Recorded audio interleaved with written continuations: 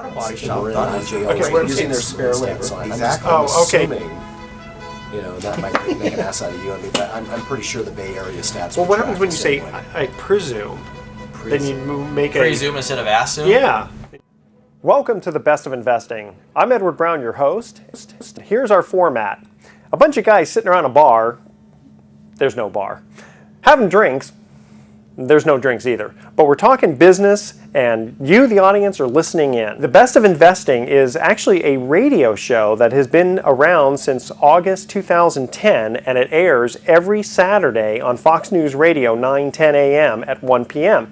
Now, we're not a political show. We're strictly business, so everyone will be happy with that. Remember, I'm Edward Brown, wishing you the best of investing. Are you ready? Let's go.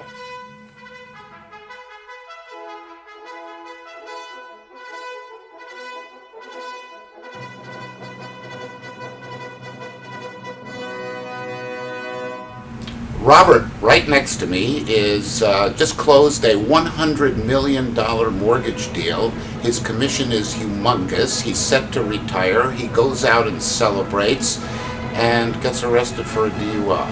And it's his second one within 10 years. Here's the question. Does the client have to pay for it? Oh, yeah. Big time. And so the question is, forgetting about what happens to him in the criminal case, what happens to his mortgage broker's license? Is it affected in any way? Those are issues that we are dealing with more and more. Because of the transparency of criminal cases, more and more licensing agencies within the state are taking action against people who are suffering criminal convictions, even of a misdemeanor nature. Doctors, lawyers. Are you brokers. representing the person who got in trouble with the licensing agency and are trying to get their license back, or where do you come in? Well, what I would do is, if Robert came to me, hat in hand, a big check in hand, and, First thing, check. Oh, you take that check. So. and I would take that check and tell him how lucky he is that he didn't hurt anybody, including himself. And then I would, before I took another step, go to the experts in the field of license representation. There are several great lawyers who know how to represent people before the boards, know what the boards are looking for in terms of rehabilitation and remorse, because that's very different than what happens in the criminal case. So in those situations, an ounce of prevention is worth a pound of cure. So I know last year the federal government started a program where all mortgage brokers and have to be licensed nationally, and the reason they were doing that is that some people who had scammed their way through mortgages successfully for years in certain states and were caught just dissolved, and lo and behold were operating under a license in a different state, and the federal government decided they just open up shop, a boiler room somewhere else. Yeah, so now there's a national listing service that you have to be approved with, and they are, I think, successfully preventing them from doing that. But they got to be in jail, because guys like that, they just don't seem to get rehabilitated. All that happens is they just open up shop somewhere else. The agent has to keep fighting now them. it's supposedly, and I think realistically, a lot harder to do that because the national licensing service really does check it out. No, I know, but people you can do whatever you want. Well, it's just a matter of when you get caught. Like we say, that the criminal mind will find a way to do it That's right. illegally, even though they might be able to do it successfully legally. The sale of improper mortgages, misrepresentation, the sale of unregistered securities, dipping into your client's funds, conducting Ponzi schemes, these are things that will happen in state number one. The people will get sued. Before the criminal investigation starts, they'll move to another state and start the same thing in another state. Don't you think that certainly for the 2005 to 2008, when there was the bubble in real estate and there was the abuses and all kinds of Ponzi schemes and financial shenanigans, that was it's not happening as much as it did? Well, the reason it's not happening is because of the price of the product, that is, the price of real estate. Ponzi schemes only work and remain undiscovered when the prices go up. Well, it could switch to the price of gold, which has tripled in the last few years, or some other instrument, or Right, and I do think it's happening less now. I think that the notion that you're going to go to prison maybe for the rest of your life, and the public is fed up with this kind of crime because they realize how it impacts the minor investor.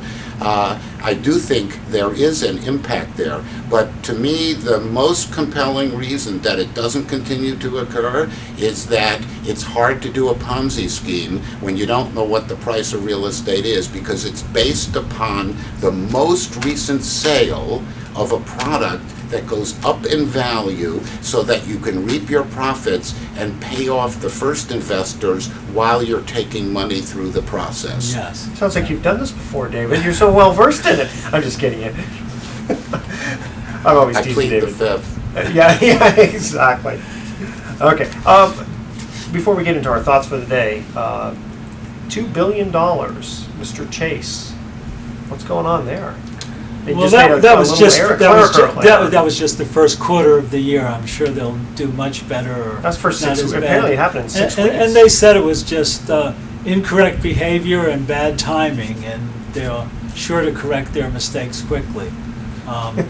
So if your 4-year-old child came to you and said, I misplaced my $3, and this is the 5th or 6th time that it's happened, there would be some punishment or some consequence so the kid could learn how to take care of his money. And that's one of the problems with the banks. They are treated specially, so they have come to believe that they are entitled to special Well, and treatment. by the Well, way, and the and- legal ramifications say that they are the way. Apparently, the $2 billion was because they were dealing in credit default swaps. Like, we probably heard that term before, and it didn't do very well for the general public and the general economy. Well, it But actually they're- did well for me as a borrower because I got my lower interest rate. But That's let me clarify one part of your 4-year-old situation, right, with the daughter. The daughter says, "Gee, Daddy, I lost your $3, not my own." Much more accurate, Yeah. yes. Thank you. All right, let's see here. Okay, here's a thought for the day here. I usually have thoughts, but this one was one big thought. Make sure, now I see you at the gym a lot, so you probably have seen me do this, okay? Make sure that you check your iPod for sabotage. I had another mishap. You know, I like to sing to my iPod music when I'm at the gym. So here I was on push-up number 603. Oh, okay, all right, maybe it was number 3, but you get the point. And I was just getting in the groove after listening to Led Zeppelin's Black Dog, and on comes I Feel Pretty from West Side Story. Remember? I feel pretty, oh so pretty, I feel pretty, witty and wild. Okay, I don't even know how that got on my iPod. Sure. Yeah, I almost got beat up by a 12-year-old boy. You know, the only thing worse would have been, I enjoy being a girl from the Flower Drum Song. Hey, it's San Francisco. Yeah. We accept you. Thanks, I just have to kind of be careful of that iPod situation. David, any last tidbits before we sign off? No, it's been a pleasure. I really enjoyed this show, and thank you so much for having me. You got to have at least one more fancy story for us. Okay, so we'll talk about the guy who's driving down 101 North from San Francisco, 2 o'clock in the morning, and his car is weaving across 4 lanes of traffic, back and forth, back and forth, back and forth. So the cops stop him, they shine the flashlight in the car, and they start laughing hysterically because the guy's in the front seat, and he's got a passenger, and the passenger is sitting where? Totally naked? Yes, right on top of him. That's fun. I remember taking a business law class where the question came where it was sort of a domino effect, where, okay, this person pushes this person, but then it accidentally, does this, and then to that, and next. And the question was, okay, who's responsible for all of this, right? And we all just kind of looked at each other and just said, I don't know, Colonel Mustard in the library. It's kind of tough when you. I mean, what happens in a situation where you have, a domino effect where one person causes an accident and then... You're looking at proximate cause, who is the major cause, and was there an unanticipated superseding, intervening event? So... You're in the legal system. Yeah, so probably what you're looking at is 200 different defendants in a major civil complicated lawsuit. That's what you're looking at, because everybody's going to be suing everybody. And the insurance companies for each of them and their attorneys. And Yeah, because had this one person not done this one thing, it wouldn't have caused the next issue, which wouldn't have caused But the if next they issue. bumped into Right. someone, that person bumped into another car, then the second party is the one that hit the third car, and Remember, under the law, nothing is black or white. Lawyers deal in possibilities, not probabilities. So if it's possible, there's going to be a lawsuit there. I remember I had to see an attorney once, and he told me to step outside the door and step back in. And when I stepped back in, he said, "You're entering the legal system. You've left the world of sanity and reason." There you go. That's right. And my last lawyer, or my one lawyer, I've got a lot of lawyer jokes, but what do you have when you have 9 attorneys up to their neck in cement? Not enough cement. Not enough cement. Hey!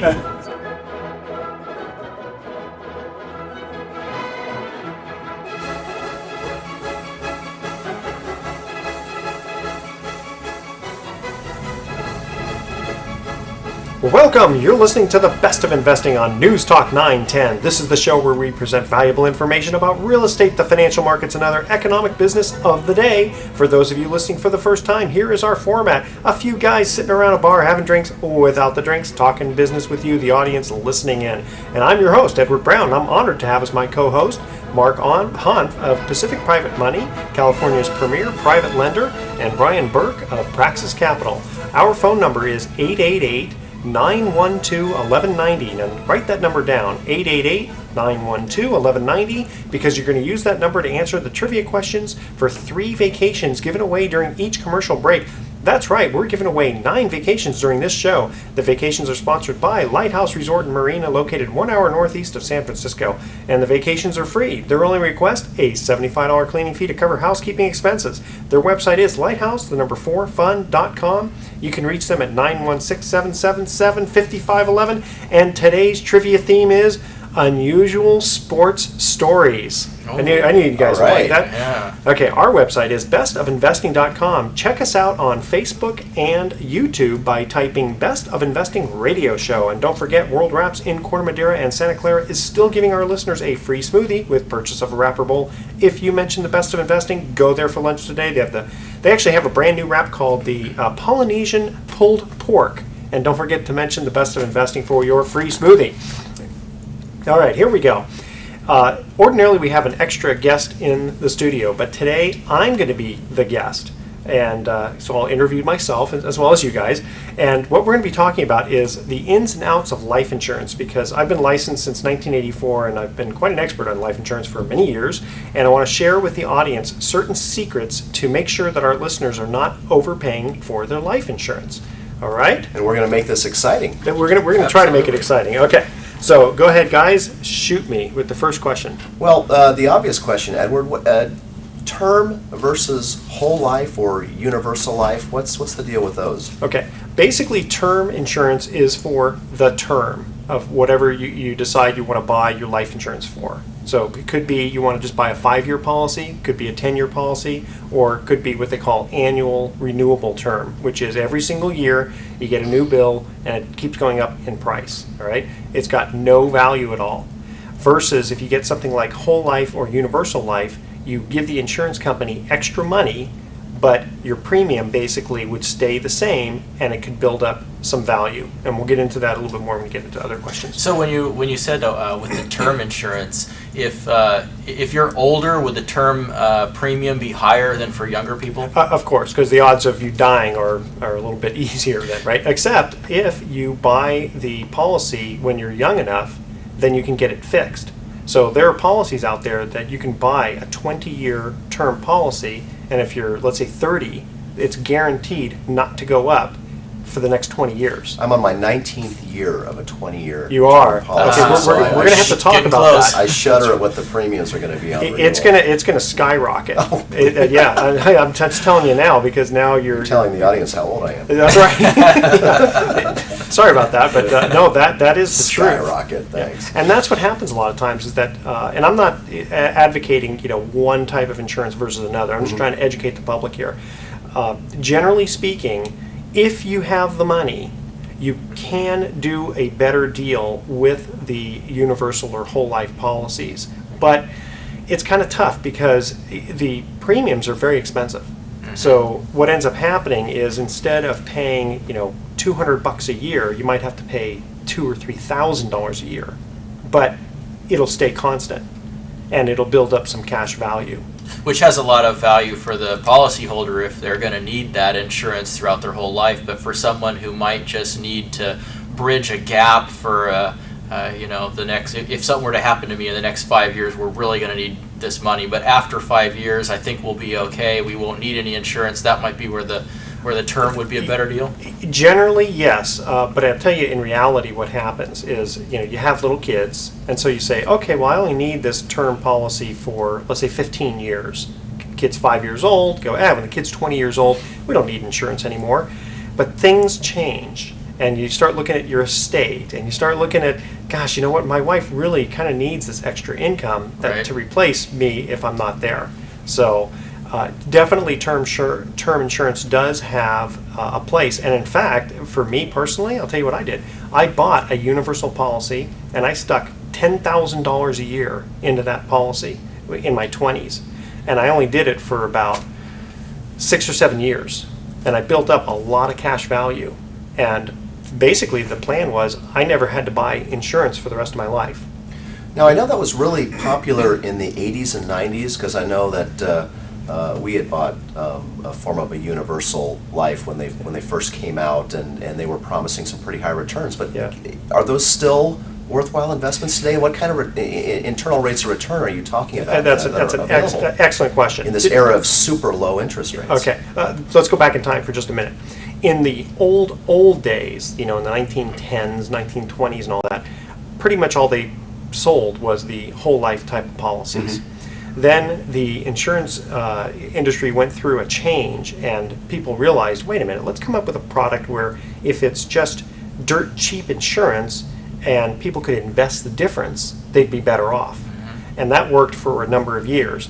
Then in the late 1970s and early 80s, the insurance industry woke up and they said, you know what, we're losing a lot of business because people are just buying this deep, dirt cheap term insurance, and we really want them to buy this little bit more permanent policy because otherwise people just keep jumping around from insurance company to insurance Right. company, right? So they came up with this thing called universal life, which meant that, again, people would give the insurance company more money. And you're right, back then they were paying as high as 12% interest, and it was tax deferred. But Wow.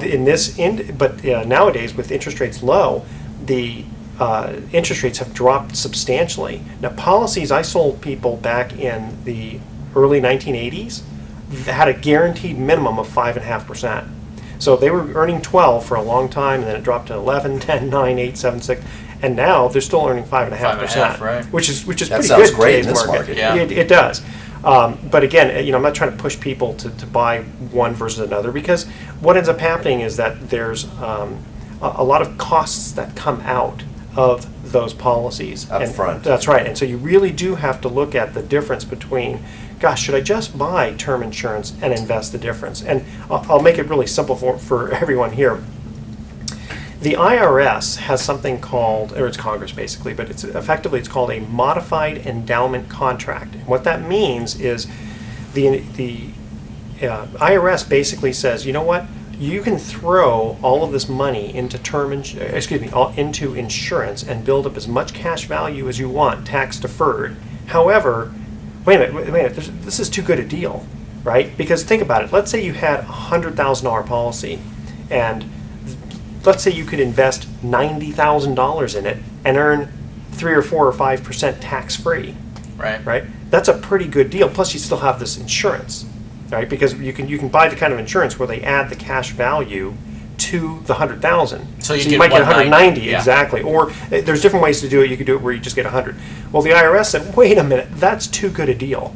So they actually limit it and say, based on your age, how much you're going to be putting in, and for how long a period, if you put in too much money and it builds up it'll build up tax deferred. And if you take money out, then you'd have to start paying taxes and possibly a penalty if you're under 59 and a half. So what the object in that case for people who have the money, have a long-term need, and can, they can afford it, is to potentially buy those universal policies and just figure out what's the maximum the IRS will allow me to put in, and go ahead and go that route. But again, they're very expensive. So what I've done is I've gotten a lot of clients into just the dirt cheap term policy, because nowadays people have a hard time coming up with money for their food, let alone their life insurance. Right. Are these universal lives with I know that a lot of people were buying them for like annuity purposes, where Correct. you would invest in a universal life and you would put a certain amount of money into it with the idea that after 20 years you'd be able to collect a monthly annuity. Is that still a popular product today? It is, yeah. If you've got the money, you could kind of kill two birds with one stone, right? Because what you would do is throw, let's say, $10,000 a year in for 20 years, build up enough cash value to where you could start drawing an annuity tax-free. And oh, by the way, if you die, your beneficiary would get the death benefit. Might be $1 million. So you kind of get the best of both worlds. So what one would do in that analysis is, am I better off to just buy a dirt cheap term insurance policy for $300 a year for 20 years, and invest $9,700 in some other investment? In the annuities, right? In an annuity or something else, exactly. And when we come back from break, I've got a few more little secret tidbits to share with the listeners. So we're going to cut to our first commercial break here. And here is the question. And again, we're talking about trivia theme is unusual sports stories. All right, here we go. In the 2002 World Series, what San Francisco Giant picked up Dusty Baker's son, who wandered near home plate? The first three callers with the correct answer win a free 3-day, 2-night stay at the Lighthouse Resort. Their website is lighthouse4fun.com. Call 888-912-1190. That's 888-912-1190 to answer this question. In the 2002 World Series, what San Francisco Giant picked up Dusty Baker's son, who wandered near home plate? 888-912-1190. Make sure to include your name, address, email address, and phone number, and please spell it out and speak slowly for us. And we will be right back. Okay, don't forget. Oh, God. What do we got this time? What do we got this time? Can you see it? You will never have a bad hair day. Thank you. Lead-in We're doing a dual camera setup here, Craig? Yeah, he's doing it. Wow, we're Well, really, the back of your hair. we're really Or getting there's something somewhere, you aren't want we to get here? specifically. You guys ready? Great to me. Yes. All right, here we go. Welcome back to the Best of Investing. I'm Edward Brown, your host, along with Mark Hanf and Brian Burke. And when we cut to the first commercial break, we asked this trivia question, and the theme is unusual sports stories. In the 2002 World Series, what San Francisco Giant picked up Dusty Baker's son, who wandered near home plate? Brian, you're shaking your head. What's the answer? I have no idea. My guess was Joe Montana. Joe 'cause Montana. I don't know anything about sports. That is incorrect. All right. Mark, what's the answer? I don't know. It wasn't Barry Bonds, It was it? wasn't Barry Bonds. It was J.T. Snow. Oh. Oh, yeah. Remember him? Okay. See, why didn't you think of that? Okay, and we are in the studio with me, because Yes. I'm the life insurance expert. Edward Brown. Yes, there you go. We're going to try to educate the public, as they say. So, Mark, you're going to ask me a question Sure. about insurance company.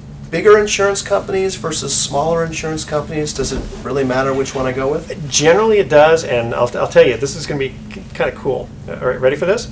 Generally speaking, this is just a general rule. The bigger the insurance company, the worse they are. And the reason At is what? At giving the best price. Oh. Okay, and here's the reason. When you're a huge insurance company, you don't generally have to be competitive, because everyone's scared. They think, oh my gosh, I can't go with You're a market ABC leader. company. I've never heard of ABC company. That was my question is, will the smaller ones not be able to pay? Okay, So- and get this, and again, this is kind of cool. Audience, listen in very carefully here.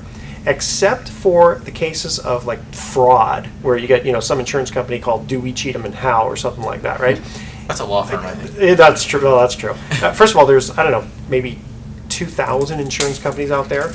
Really? And there's a myriad of insurance companies you've never heard of, and they're perfectly fine. They've been around for 20, 50, 150 years, okay? So get this. There has never been a situation where a life insurance policyholder beneficiary did not get paid. Really? Now, Never? Never. And now, again, forgetting fraud for just a minute, okay? Because if someone wants to fraud you, that's one thing. But we're talking about insurance companies that have been around. And here's what happens, is that if an insurance company gets into trouble, another insurance company comes in and buys out the business. So potentially stockholders, bondholders, and annuity holders can potentially get hurt, because an annuity is an investment. Right. But a life insurance policy is totally different. So if you are, if somebody, some agent shows you a company you never heard of, don't be scared. Okay, but you really do have to compare the prices. That's really what it comes down to, is the prices. And I wanted to get into this also with the bigger insurance company. And you were saying at break how you kept getting churned from one company to another, potentially because of, we got the greatest, biggest, newest Right, here's one a out there. new policy that pays out even better, but we have to convert your old policy to a new one, which just ate up the little bit of cash value that I had created over the previous year. Potentially, there could have been some legitimate reasons, but in a lot of cases, and this may or may not be the agent knowing this, that there are, even within the same company, there may be policies A, B, C, and D, but A pays the biggest commission. And so a lot of times the agents are concentrating on the commission, and what ends up happening is it just comes out of your pocket. So, personally, and this is a little plug for me, okay, I'll be honest, I'm doing that for me, is when I look at the insurance companies that I deal with, I don't know, 100 different companies out there, right? And I will just get the dirt cheapest life insurance premium for my clients, and I'll make sure that they're at least rated, A minus, let's say. I never even ask them what the commission is. Whatever it is. I just want to get the client the best, cheapest, dirt cheap life insurance premium with a company that's at least going to be around to pay them, right? And I never get backdoored by another agent. And in fact, I'll get you one really funny story here. A large insurance company that will be unnamed, actually their agent had bought a life insurance policy from me because I could sell them a cheaper policy than they could buy from their own company. Really? Which gets to the part about captive agents versus independent agents. Right. Because there are some insurance companies where you're considered a, quote, captive agent. Right, which- you're representing one company. That's right, exactly. You never want to deal with that kind of insurance agent. You always want to deal with someone who's completely independent, because you got to figure, if there's 2,000 insurance companies out there, what are the odds that one company they represent is going to be that's gonna be the best gonna be one. the best? Yeah. And then the problem from an agent standpoint is, the more business they do with that company, the more held on to they are by them, because if they leave, all those commissions that they could potentially earn when they retire are gone.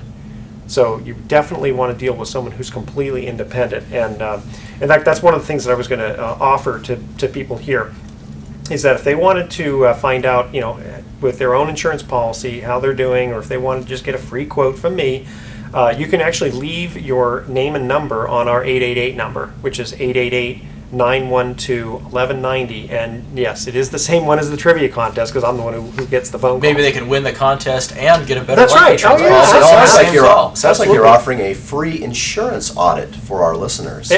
Basically that's what it is. Yeah, it's obviously no cost or obligation. They just give a call and just say life insurance, and then leave their phone number. I'll call them back, and we'll just talk about it. And they'll say, okay, how old are you? And here's the other thing, is that there's not a one-stop shop insurance company. I mean, I've had situations where I've had clients who had health issues. Maybe they had a heart attack 3 years ago. Well, that totally wipes out a whole myriad of insurance companies, because they don't want to deal with that. Other ones are experts with regard to cancer. Other ones are smoker versus non-smoker. So what I wind up doing is, because I deal with a company, an independent company that just totally runs all the numbers and all the insurance companies, and I give the information to them. It's really simple. I just say, okay, Mrs. Jones is 62 years old, and she's looking for, let's give her a quote for a 5, 10, 15, and 20-year term policy, because she doesn't want to buy one of those universal ones, and she's been a smoker for 20 years. So they'll run the numbers and go, okay, well, these companies are way out there, forget that, and these other ones would be better. That's interesting. So if you're doing an evaluation like that, is there a difference between term policies? Is one term policy any different than the other than the amount of years that you have a level premium? No, that's the other beauty of this thing. Either you're dead or you're not dead, right? Because term policies is really simple. It's money that you spend for insurance. It's not complicated. Yeah, right? it seems so simple. It really is, and again, that's why I really like this part of the business, because again, either you're dead or you're not dead, and it really comes down to price. Again, because what I said, except for a fraudulent situation, which really is hard, you don't really get too many fraudulent insurance companies out there, right? Yeah. And it's easy to check out to see how long they've been in business. As long as they exist, then you just go with the dirt cheapest one. And the only thing that gets a little bit squirrely is, again, what if you're a smoker? Mm-hmm. Or what if you are a cancer survivor?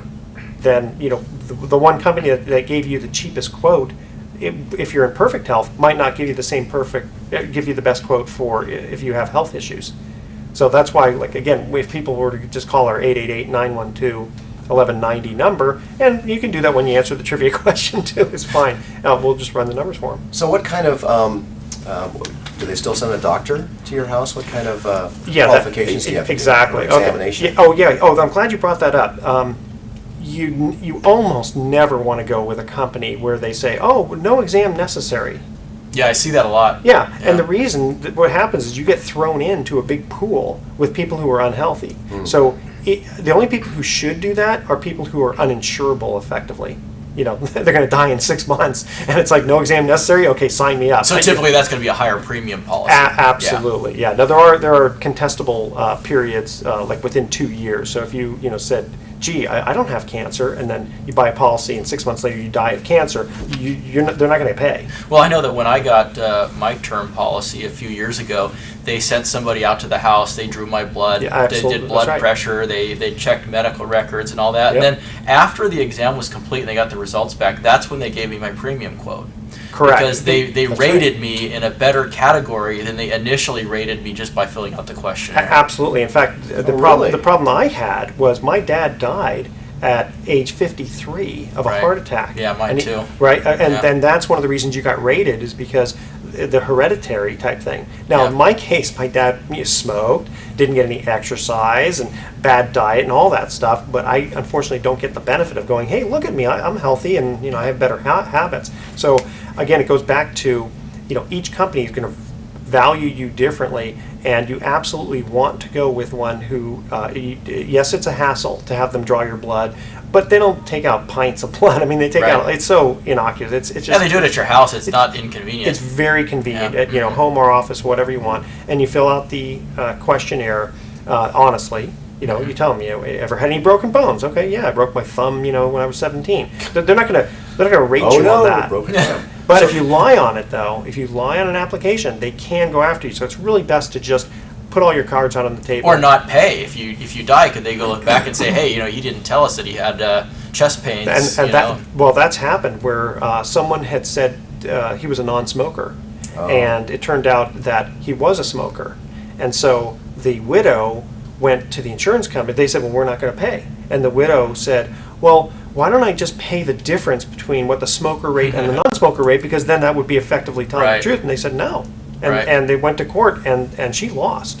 So it's better to just pay the correct amount, because otherwise it's a waste. Exactly. Yeah. Is there a rule of thumb still on how much insurance one should carry? That's a good question.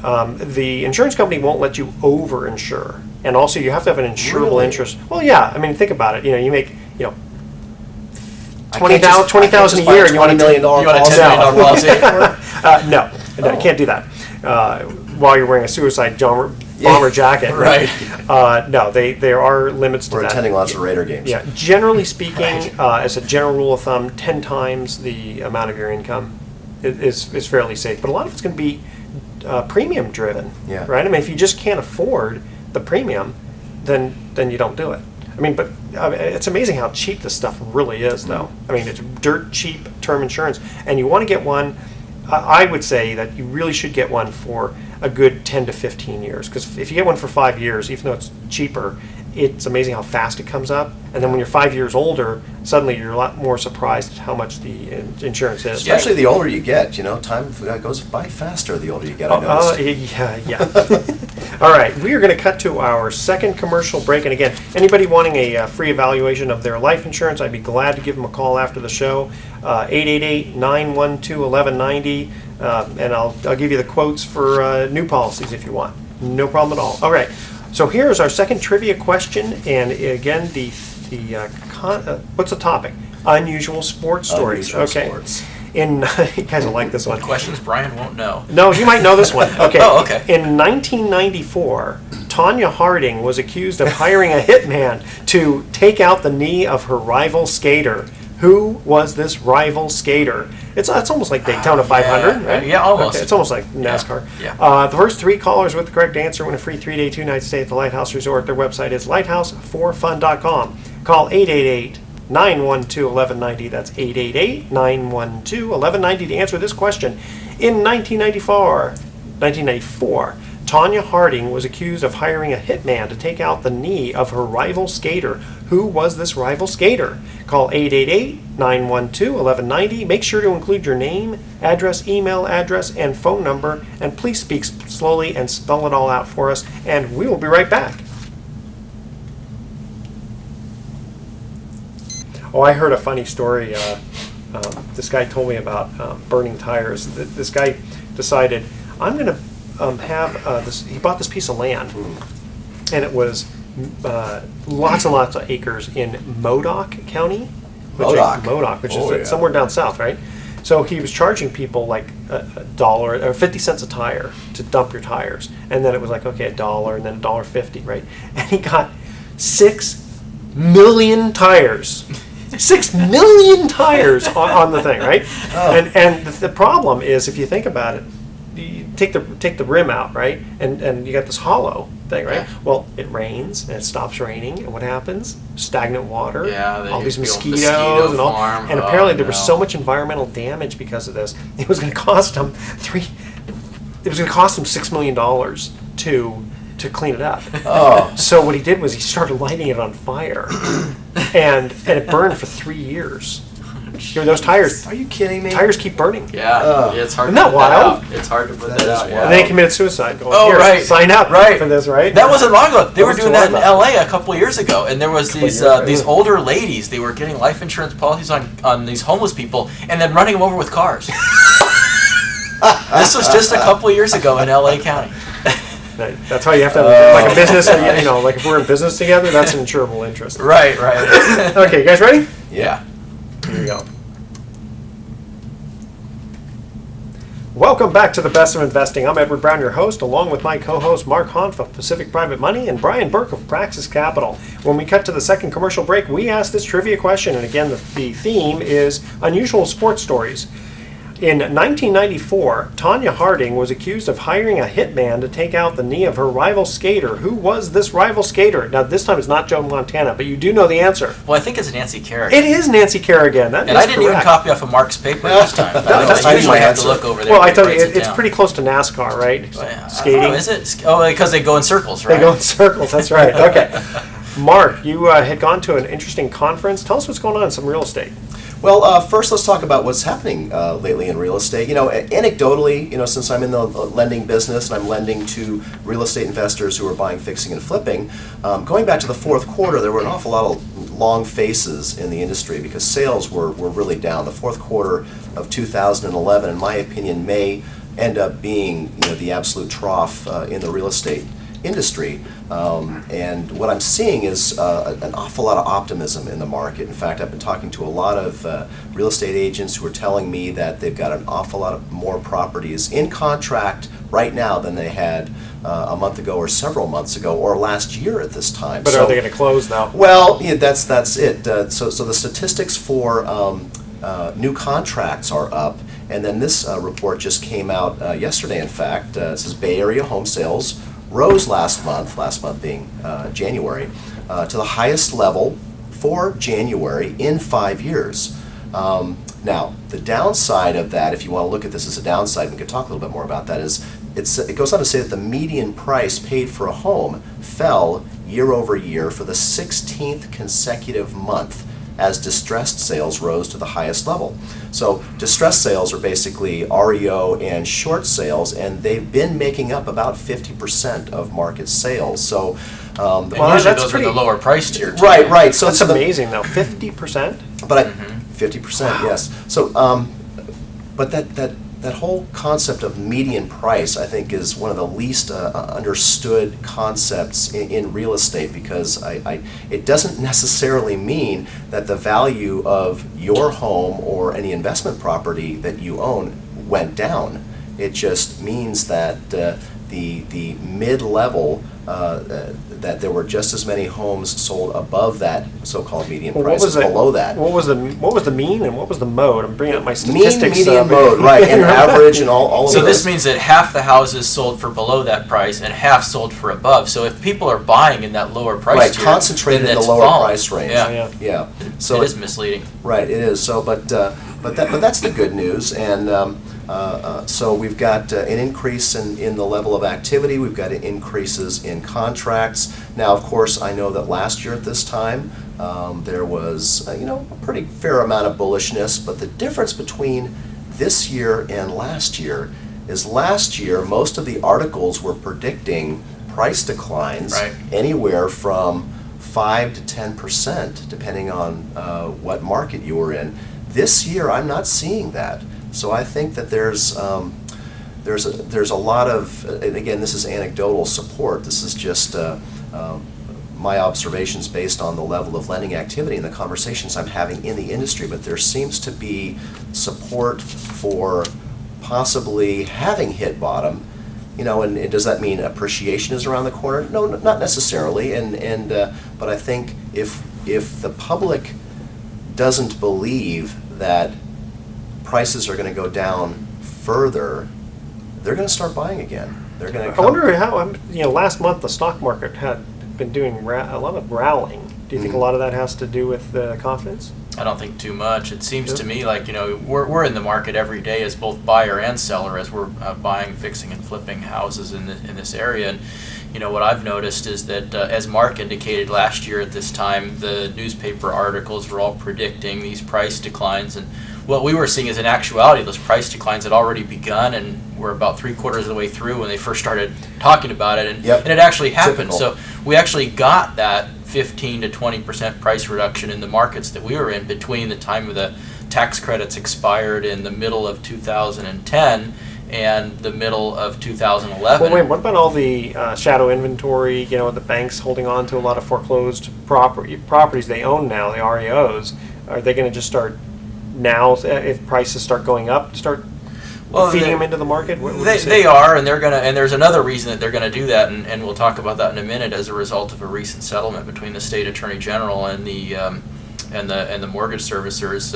But I think the point is that the market did fall, like the newspaper articles were saying they were going to do. It had already happened. Did it fall because they said it was going to fall, or did it fall because did the news make the market? It's really it makes you wonder. Self-fulfilling prophecy. It makes you self-fulfilling prophecy. Well, right? there was Talking down the some market. there was some false demand created by the tax credit, right? That pushed some demand forward, and Like the clunkers. Yeah, Hey, well- maybe they should do cash for clunker houses. well, there's a thought. Maybe. Well, they've come up with every other harebrained idea for, Yeah, for they've trying tried to to solve solve it. it. Well, GM, though, reported record profits. They did, yeah. That's right. That just came out. Yeah. So tell us about that, Brian. The government programs. in October of 2010, lenders got caught red-handed in doing what it's widely now known as the robo-signing scandal, but really what it was in judicial foreclosure states, lenders were required to sign an affidavit with the court saying that they had personal knowledge of the facts of this foreclosure. And they were signing these without reading them and without any personal knowledge, and they got busted. Well, after that happened, the attorneys general of all 50 states gathered together and launched an inquiry into what was going on, and the lenders decided that they didn't want the risk of foreclosing on loans that they were conducting improperly, so they started to back off the foreclosures over the last year to year and a half, and we've seen a dramatic decline in foreclosure activity during that period of time.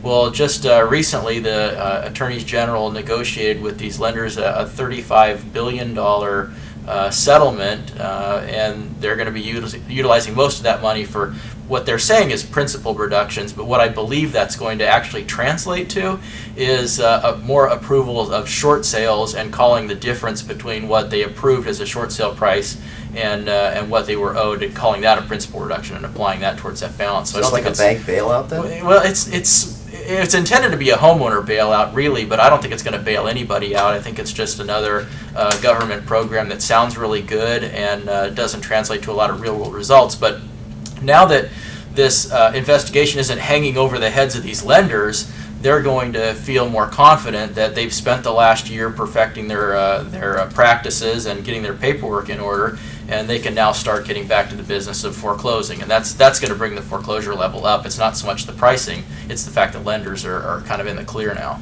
Okay. And guys, we're going to cut to our third and final trivia question, commercial break. When we come back, we're going to get into email time. We've got a couple of really interesting emails, so audience, make sure you stay tuned with us. Okay, you ready? Unusual sports stories is our theme. Which St. Louis Cardinal missed the 1985 World Series due to a freak injury when the automatic tarp ran over his leg? I don't know if you remember that.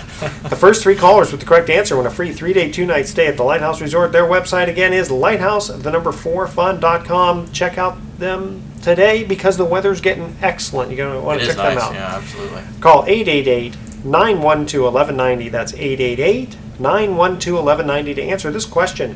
Which St. Louis Cardinal missed the 1985 World Series due to a freak injury when the automatic tarp ran over his leg? Again, 888-912-1190. Make sure to include your name, address, email address, phone number, and remember to speak slowly and spell it all out for us. And we'll be right back.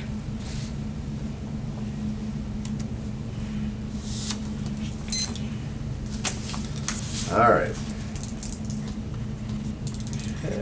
You know, there was an interesting article in the Chronicle, I don't know if it was yesterday or the day before, that somebody had randomly selected, it was nearly 600 loan documents, and I don't know if this was just in the city of San Francisco or the Bay Area, I'm forgetting now where they got these loan documents on homes that had been foreclosed, and 80% of them contained errors. Yeah, What they that was in, considered Los significant Angeles. errors. Was it in LA? Okay. Yeah, okay. it was in Los Angeles. Probably by the same ladies who were running over the homeless people. Probably, yeah. I just read that this morning, actually. That just came out. I thought that was interesting. So now, Yeah. but the settlement now, of course, that's part of the settlement, is protecting them against, that. From getting prosecuted. Yeah, from from that. not getting prosecuted. Well, actually, what the way I interpreted that story was that the errors were not necessarily in the foreclosure process, but were primarily centered around the transfer of ownership of the loan. Right, the assignment. Yeah, the assignment of documents. deed of trust. So they're Especially when they've been assigned multiple times, the trails. And you see that a lot, actually. It's interesting. You'll see a deed of trust come out from, Bank ABC, and then you see the foreclosure, and it's deeded to Bank XYZ, and you wonder, well, how did it get from this bank to that bank? You never did see a... Right, because you're still making the document. payment to the same loan servicing company on Right. your mortgage, Yeah. and you don't know how many times it may have transferred, quote, ownership. True. Yeah. True. I'm gonna charge you for my Better get gym- your little ladder. my gym work. Your ballet, yeah. Or you can charge me for the workout. Okay. You ready? Welcome back to the Best of Investing. I'm Edward Brown, your host, along with Brian Burke of Praxis Capital and Mark Hoff of Pacific Private Money. When we cut to the third and final commercial break, we ask this trivia question. Again, unusual sports stories. Which St. Louis Cardinal missed the 1985 World Series due to a freak injury when the automatic tarp ran over his leg. Anyone? No idea. None. Vince Coleman. Still don't know. Remember the Coleman stove? No, it has nothing to do with that. Okay. And let's see. Oh, email time. Here we go. All right. Mark, we received an email for you, and it says here, with the government rules, are you restricted to lend only to people who have the income to pay the loan back? Good question. Well, my company, Pacific Private Money, also known as Pacific Private Money Loans, we make privately funded loans to real estate investors buying real estate or refinancing out of real estate all over the Bay Area. We typically, our business model is typically geared toward the real estate investor, not so much the homeowner. And the reason for that is because of, well, thanks to the slew of new regulations that have been passed as a result of the mortgage meltdown and the subprime meltdown. Congress saw fit to pass a bunch of laws intended to protect consumers who may be taken advantage of by those for those evil predatory lenders. And unfortunately for companies like mine, small companies that are out there making loans that the banks aren't making, we got included in most of those regulations. So we are generally not able to make a loan to a consumer for a home loan purchase or a home loan refi that they live in. And the reason is because we do now need to determine the affordability, that the borrower has to demonstrate a capacity to make those payments. And here's the problem with that. Let's say you, like many thousands of people, have come on hard times. You've missed payments on your home. Maybe your home is soon to go into foreclosure, but unlike many people, you actually have a lot of equity in your home. So you'd like to come to a company like mine and say, hey, can I borrow $100,000 so I can cure my default? And I'm going to sell the property anyway, so I'm going to put it on the market and get a good price for it, but I don't want to have to sell it under duress. Well, 5 years ago I could have made that loan, and I would have made that loan. But today I can't, because if you're out of work and you're not making your payments, you can't show me and demonstrate the ability to make the payments. And selling the house doesn't qualify. Right, it doesn't matter. So the law of unintended consequences, which is what the government is so often guilty of, is they've actually now taken consumer choice away. You are now too stupid to borrow money, according to the government. You hear that, Brian? We're too stupid. Yes. I'm telling you, well, the government does believe that, I think. So now, let's flip over to the other side. If you're borrowing for investment purposes, you do not have to demonstrate a capacity to pay. Now, I like it better when a borrower has good income. It makes for a better loan application, but there are an awful lot of people who are making a living in this market buying, fixing, and flipping. So as long as it's not their personal residence, then you can do it. Yeah, that's the answer. Let me get to Brian here. Absolutely. Okay, Brian, we received an email here for you. Generally, how long would my invested funds be tied up if I invest with Praxis Capital?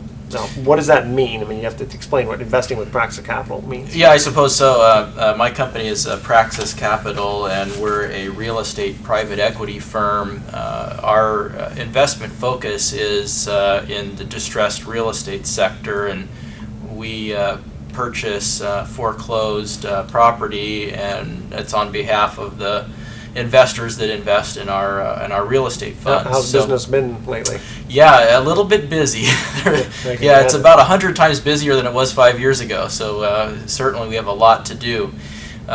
So these are equity investments typically, and that means that they are a little bit longer term than what you might do if you're investing with Mark in private money notes, which could be a shorter term. But we range currently from some products that are a 6-month term with an 8% guaranteed rate, all the way up to a 5 to 7 year period of time without guaranteed rates, but probably higher rates of return. How do you guarantee the rate? On the guaranteed rates, those are just simple in and out investments where we're in and out of a property so quickly that we're able to just guarantee that they can get a certain return, and we back that ourselves. Versus in most of the equity investments, you're participating in the profits from that particular investment. So it's guaranteed, not preferred. Yeah, in that particular product, in our 6-month product, it I is. like but that. but primarily, most of what we're doing is a preferred return and longer hold time. So we have some that are 1 year, and we have some where your money would be tied up for 4 to 5 years.